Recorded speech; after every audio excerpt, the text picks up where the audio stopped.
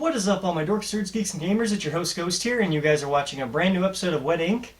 Today we're going to be talking about the Spider-Man Spider Shadow Marvel What If Issue 1. This story is absolutely amazing so far just with Issue 1. I cannot wait until we get to Issues 2 and 3 and 4, because this series is turning out to be very, very awesome. Very, very dark, very cool. Something totally different for Spider-Man. To see him go down this road, the way they're setting it up and the way they're paying it off is definitely working. So let's hop right in. Let's talk a little bit about it, and here we go.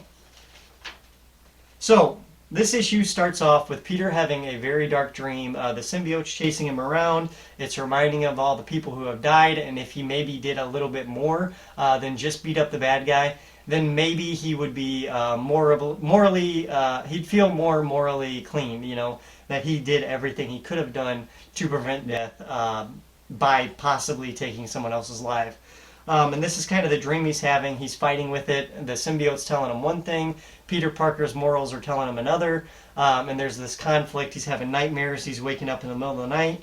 And he says the only time he feels like himself is when he's actually wearing the Venom suit and he's running around town helping people, feeling strong, feeling powerful, and it's just taking over his mind.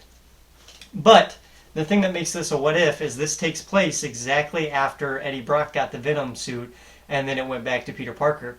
And this is what if Peter kept that suit?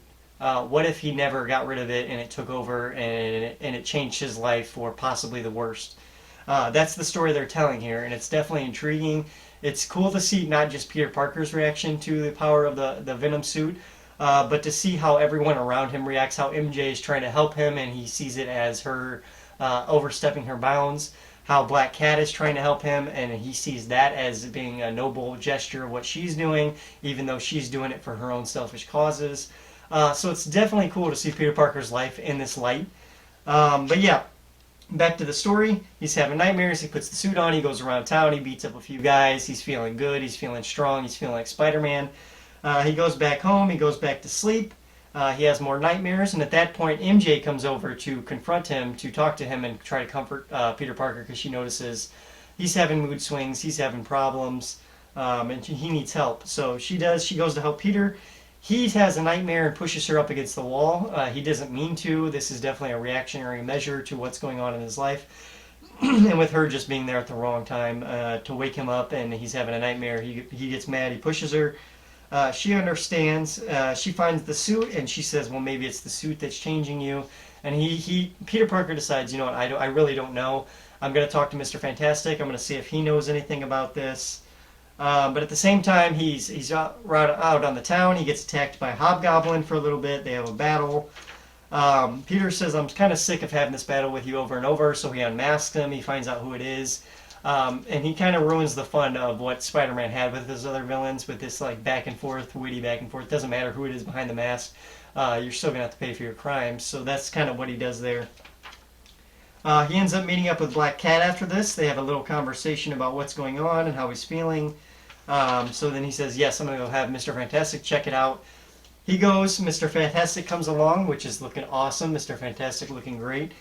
Comes around, he does some experiments. Peter says, do you mind if I sleep while you do this? I haven't been sleeping well. So he's like, yeah, that's fine. You can go to sleep.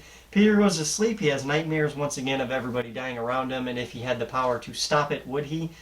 So that's kind of the moral question it's still asking to this day with that Venom suit, which has always been the question with Venom. Could he be a good guy? Would he be a good guy? It all depends on the host body that he's taking over and the will of that person as well. So Peter falls asleep. Reed Richards does all his tests, and he says, you know what, this thing is definitely changing your mind. We don't know how far it's gone or how much it's changing your mind, but it is affecting you on a mental level as well as a physical level. So he advises Peter, hey, take the suit off. That's the best thing to do. We can analyze it. We can figure out what's wrong with it and how it can help you.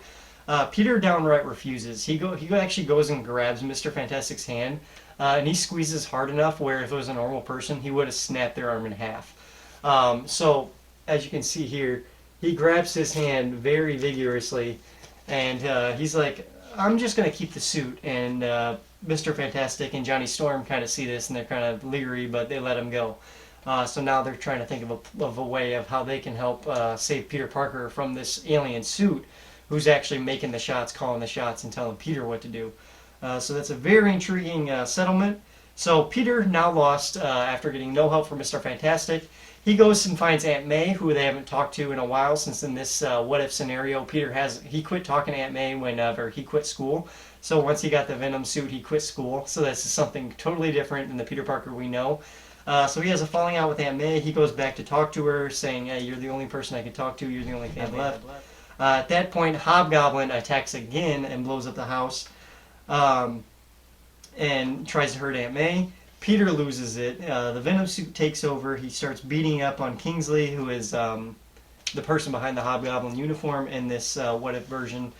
So he starts beating him up, and not only is he beating him up, but Kingsley starts to notice, okay, this is getting out of hand. He's hitting me hard. He's hurting me, like legit hurting me, like wanting to kill me, hurt me.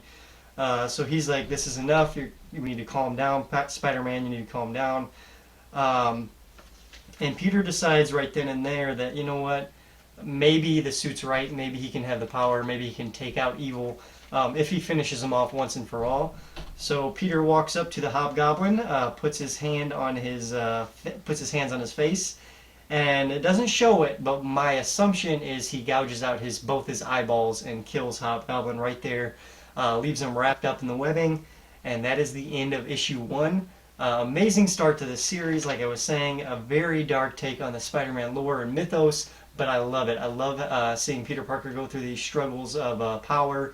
What's the right thing to do? What's the wrong thing to do? It's almost like a very Batman-esque story, but they're putting it on Spider-Man, and that's cool as well, because Spider-Man has such good side characters and villains to play off of, who do push his buttons and who do push him in a direction that he doesn't know if he wants to go that way as a character. But I'm very excited to see what comes next. They have a little teaser here of issue 2, and it's got Mary Jane in the Venom suit behind the door waiting for her. So I'm very excited to see where they take her. So Peter's definitely going to be coming after Mary Jane. It's going to be excited to see where that goes next. So make sure you guys like, subscribe, and share. Hope you enjoy these videos of Wet Ink. I've been your host, Ghost. I hope you enjoyed this run of Spider-Man Spider Shadow. Check out some of the other Wet Ink videos we do. Once a week, we're going to be doing comic book videos sort of like this. So make sure you check them out, guys. Until next time, I've been your host, Ghost. Adios.